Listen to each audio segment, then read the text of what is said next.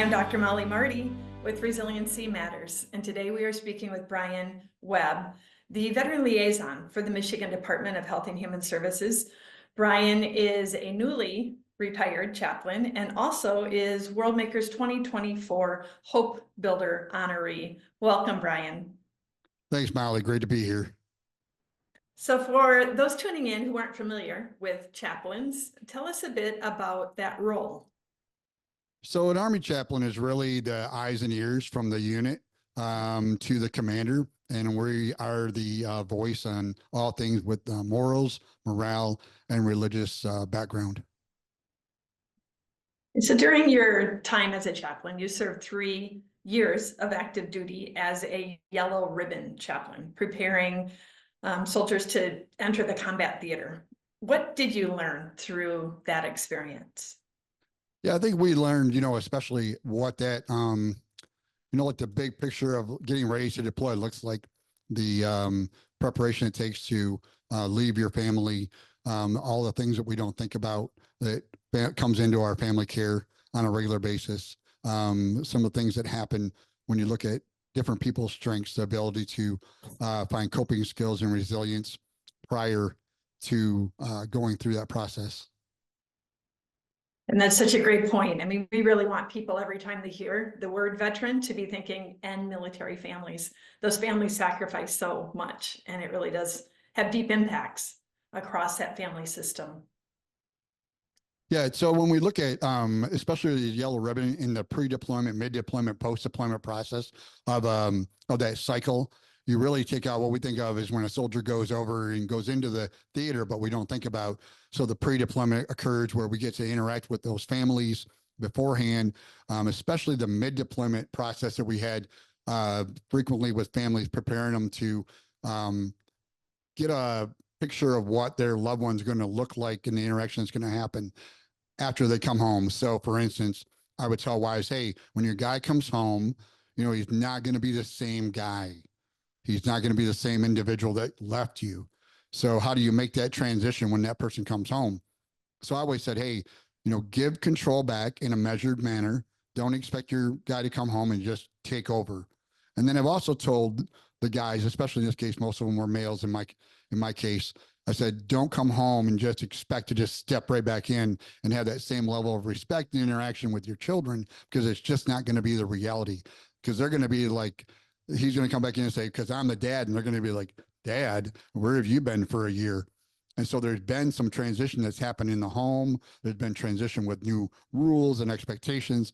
And now dad comes back in, and everybody needs to be give and take in that whole process of reintegrating back into the family. That's so important to be shaping those expectations and giving tools for that transition, which can be a really bumpy one. Absolutely. Absolutely. So you are a passionate advocate for suicide prevention. Tell us more. Why? I think, number one, as a chaplain in the Army, I saw an awful lot of suicidal ideation.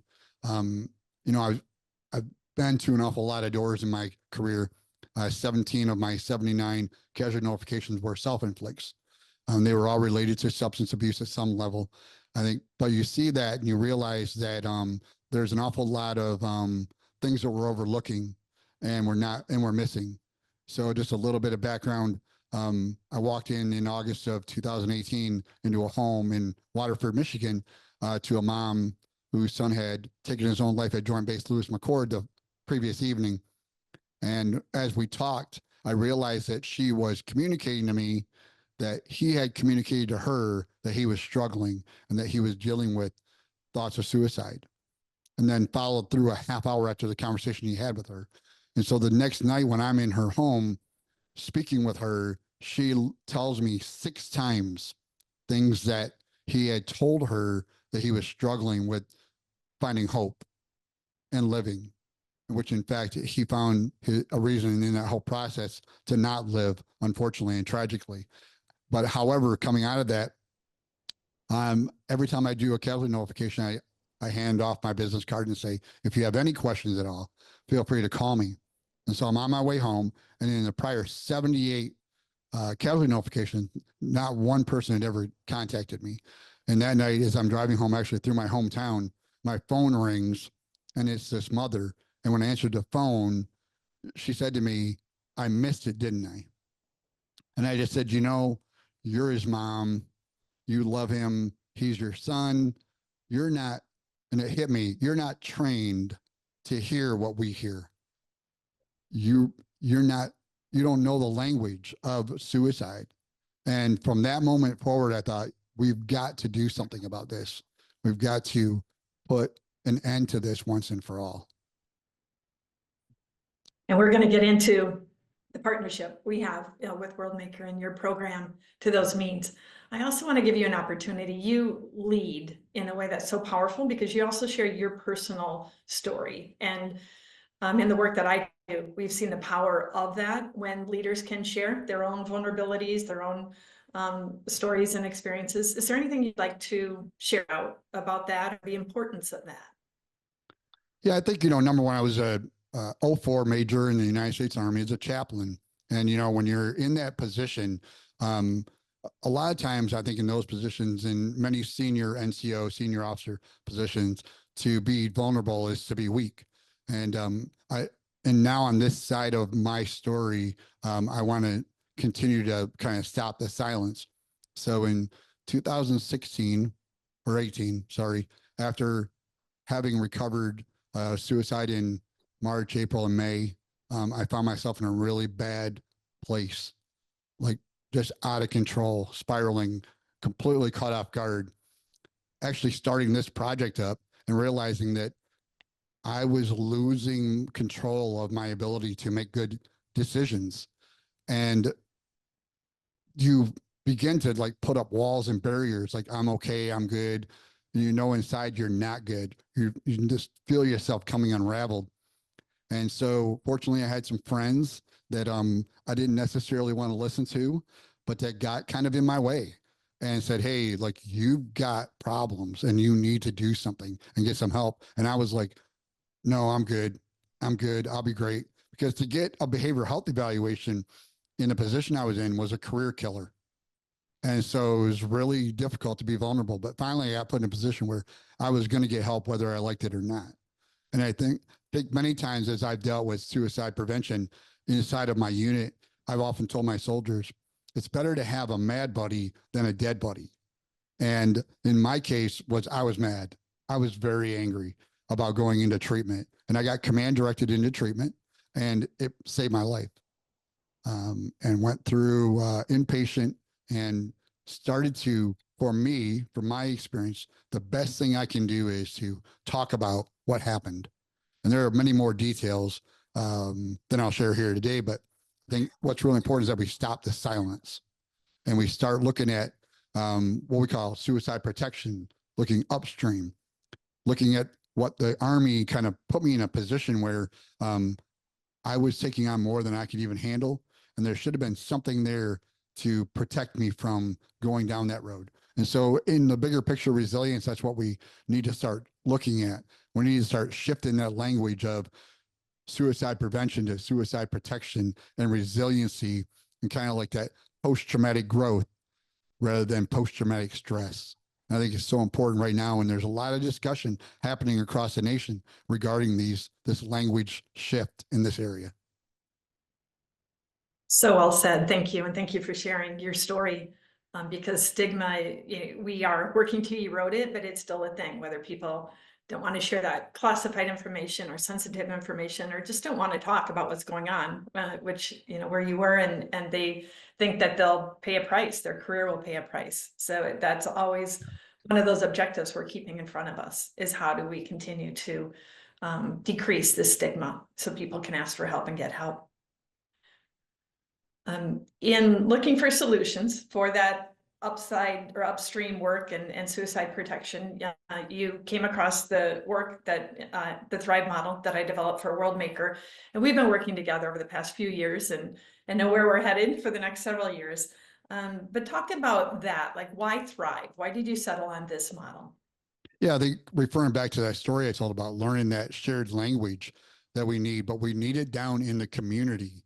So many of us as veteran providers, we already know this language. We don't need more of it. But what we need to do is take it down into our communities and drive it down so that they can begin to internalize that information and learn that. So I think where we start is we start training our community leaders that have shared value in their communities, and they have that buy-in in their communities, and they have a voice in their community to share that down in there. Because where are our veterans going to go when they're done? They're not just going to walk into wherever we work. They're going to go back to their community, to their libraries, to their schools, to their grocery stores, to the places where they interact with one another. And we need to ensure that people around them have got that piece. We talked about that suicide protection, that they've got that learned language, that they understand the culture of the military. I tell people, I said, the military is a closed fraternity, and that's a good thing and a bad thing. It's a good thing because when we're in the midst of our own group, our own tribe, in a sense, we feel that safety and security. But it's a bad thing in the side of, hey, we've all got to go back to a community with people who aren't us. And how do we best do that? And how we best do that on top of our own ability to transition is for our community to have that shared language with us through Thrive, through military cultural competency training, and others. And you regularly pop into Thrive trainings, which we always love to have you there. Like I said, you model leadership, you share stories, you share your vision. For someone listening, how would you describe a Thrive training? Why would someone want to be in that room? What goes on? I think because it's not just a canned training. I mean, it's really about your own life.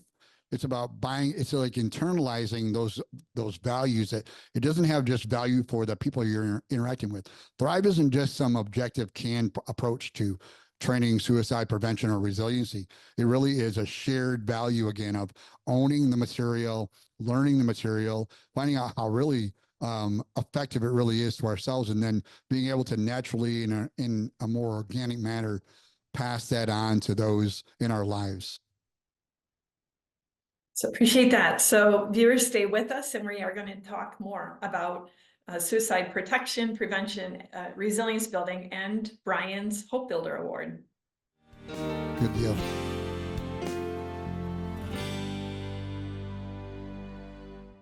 Two seconds, 1 second for the win. Oh, it's good. Bruce Thornton for the win. Did you miss that buzzer-beating shot or want to watch it again and again? Visit our updated website, mc22.net. Register for an account today and start watching live and on-demand sports, shows, and more. The new and improved mc22.net. I don't remember how it started. Go to that. Our back and forth. It always came back.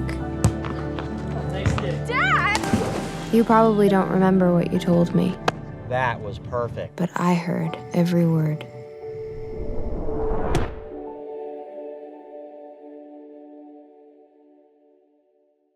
Watching MC22 is now easier than ever before. All Mediacom customers can watch local programming online anytime. Go to mc22.net, click Watch MC22, and log in with your Mediacom account. Not a Mediacom cable subscriber? Mediacom internet or phone subscribers can watch too. Your local programming leader, MC22, online at mc22.net/watch. If I could go back and change it all, I would. I think I'm gonna miss you the most. I'm sorry. I'm so sorry. I'm so sorry. Maybe it's just the little moments. If I could go back and change it all, if I could go back, I would. But I can't.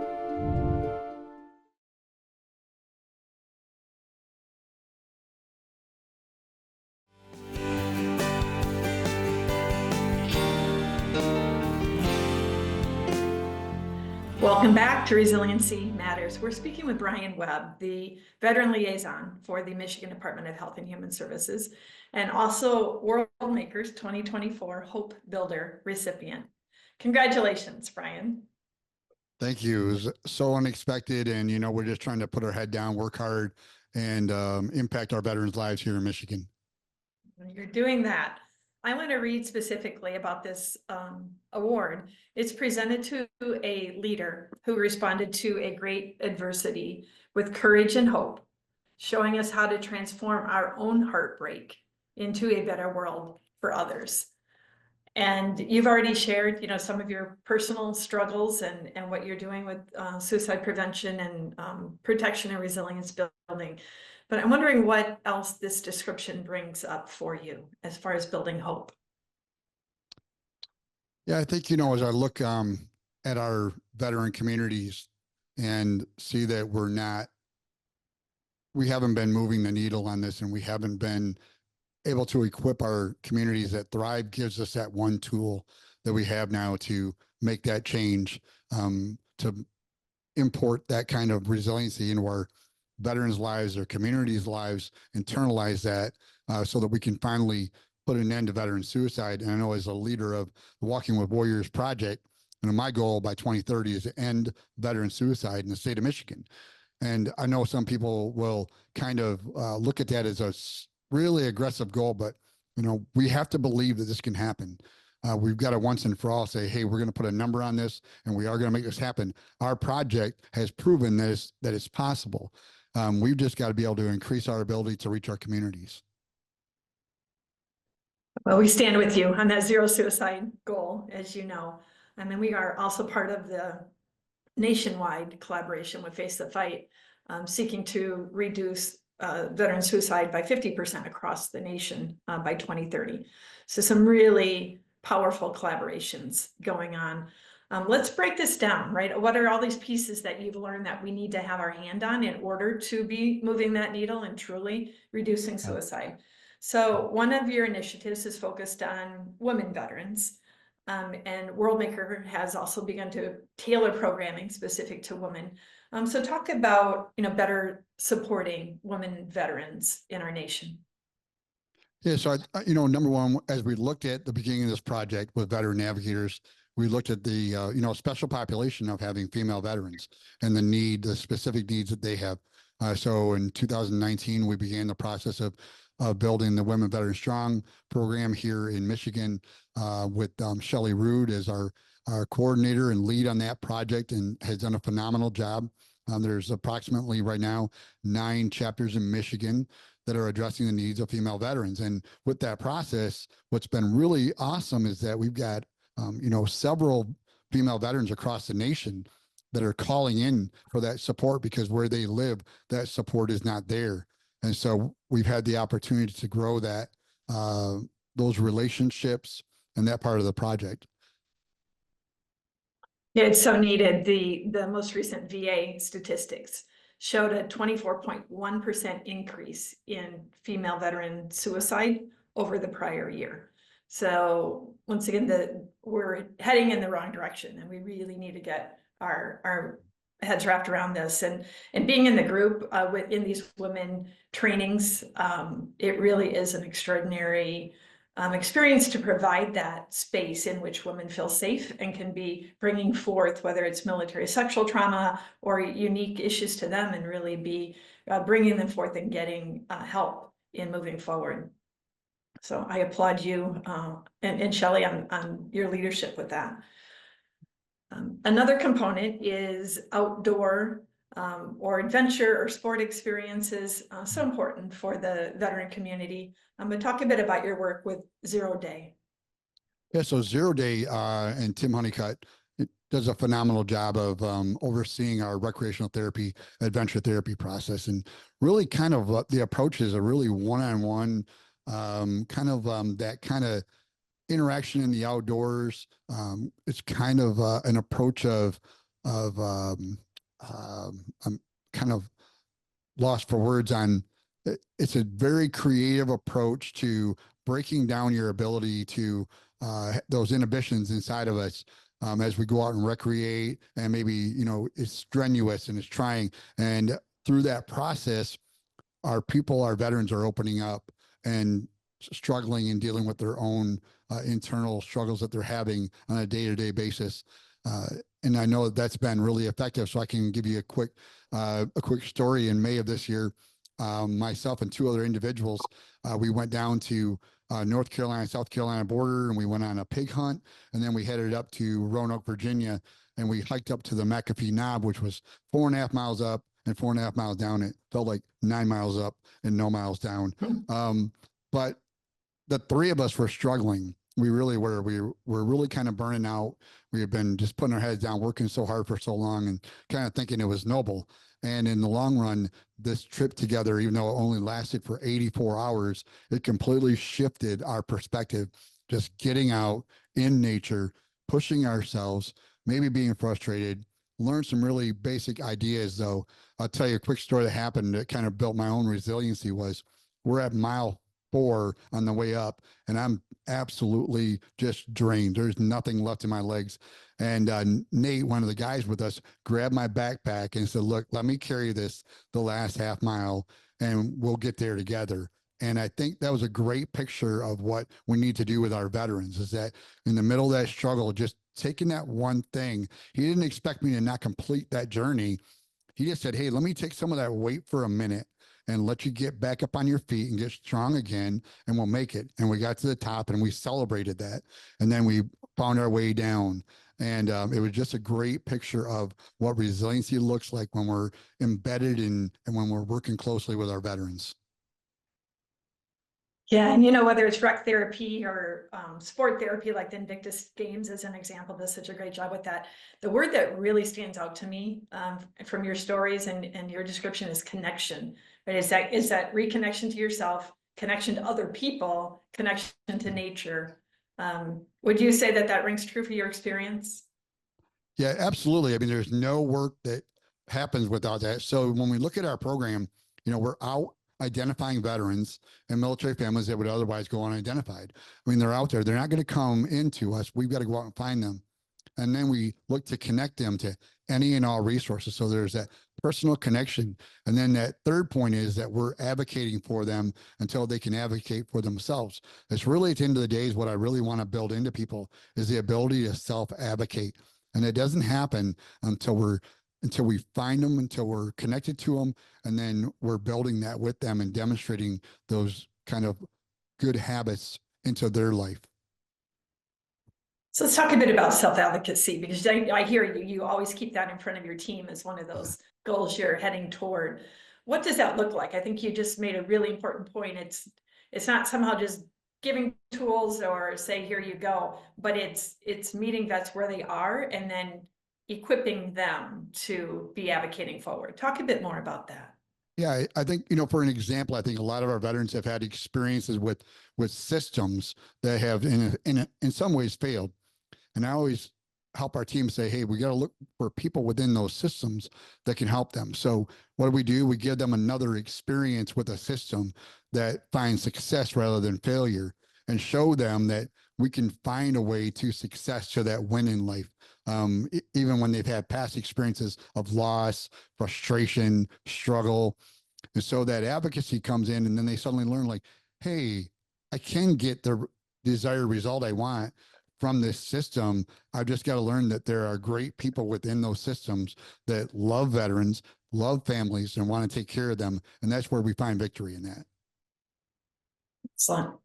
And then your newest addition to this work, one I'm very excited about as a lawyer and psychologist, is your Justice Reentry program. And you're on the front end of this, but tell us about that. Yeah, so several years ago, we were approached by MDOC about beginning, in the Diversion Council here in Michigan, about creating a veteran reentry program. And I had actually said no to it several times.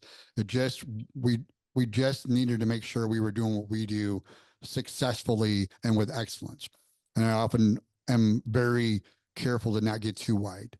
In January of this year, the Diversion Council once again revisited this with us, asked us if we'd be interested in working with veterans that are leaving incarceration, specifically from prisons here in Michigan, to begin that same kind of process of connection and advocacy and care for them. And so beginning October 1, with 0 Day Again, that heads up our recreational therapy project, we took on this new project. We brought on 4 veteran reentry care coordinators, and they are in the midst of being trained up much more than I think they even expected. And we're making some great connections here in Michigan with other agencies and federal organizations and government organizations that are doing some of the same work. But with our focus on mental health and substance use disorders, this is our unique niche in a sense, along with the other social determinants of health that we address. We're going to find a lot of victory. And I think we've discovered that there are probably 100 to 150 veterans that are already in need of the services that we're going to provide moving forward. And it really is a justice program. We know the higher percent that those veterans have experienced either kind of service-related trauma or traumatic brain injuries, right? They have some military-connected experiences that then increase the risk of substance use disorders and others. So you really almost has a sense of restoration to this project. I think, one of the key things I'm looking at right now and thinking about, and we don't know the answer to this yet, but I really truly believe that what we're going to find out is that the reason why they were in incarceration was directly due to their service connection disability. And I think we're going to find that out. I can't say that for data yet. We don't have that, but I really believe that. And I also believe that we'll be able to lower recidivism because we're going to go with that same model of connection and advocacy that we've done successfully for the last 8 years. Yeah, really excited. All right, well, let's wrap. You have had so many reminders, both in your lived experience and helping others, of how precarious and precious life is. I just want to turn it over to you to any final words of something you've learned along the way or something that serves you as you try to kind of keep the most important things front and center in your life. Yeah, I'm going to go back and revisit a story that we talked about earlier today. And back in, I think it was 2010, I was working in SRP, a soldier readiness processing week. And I had an individual a young lady that walked by me in a room, and I realized that she was struggling. And I said, hey, let's get in another location and let's have a conversation, because obviously this has been a really tough day. In that process, we got outside. I determined and discovered that she was considering taking her own life that day. And so through that process till 2 a.m. in the morning, we sat on a fence rail and we talked. And funny thing, long story short, came around. She was the individual that came into my life 8 years later and became the voice of hope for me. So it came full circle. And today we're both doing phenomenally well. You're thriving. A beautiful story of weaving and connectedness. So thank you, Brian. And thank you, viewers, for joining us on MediaCom MC22, your local programming leader.